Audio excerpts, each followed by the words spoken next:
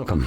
In front of me is a WIKO U Pulse, and today I will show you how you can hard reset this phone through recovery mode, which will also allow you to get rid of a screen lock if you have one set that you just don't know.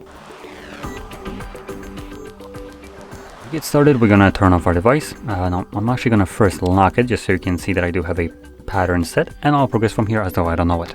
So anyway, hold power button and select power off, confirm it. Once the device turns off, you want to hold power key and the volume up at the same time.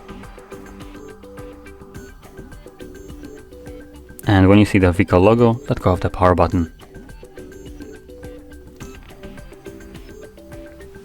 This will take us to the recovery mode. Now in here, using volume buttons, you want to scroll down, so press volume down till you have wipe data factory reset selected like this, and then confirm it using your power button.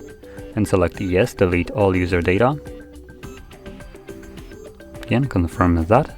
It will give you formatting data at the bottom, then data wipe complete, at which point reboot system now will be selected by default. So press your power button once again to initiate the reboot. Now this will take the device to boot up a little bit longer than it usually does, just because it's continuing the reset of it in the background. So give it a couple of minutes. Once it's completed, we'll be then presented with Android setup screen. So I'll be back once that is visible for me.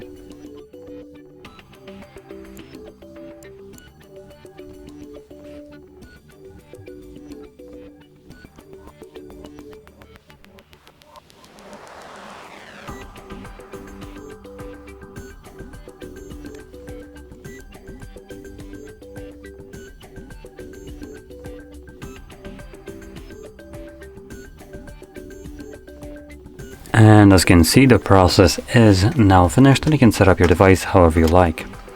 So if you found this video helpful, don't forget to hit like, subscribe, and thanks for watching.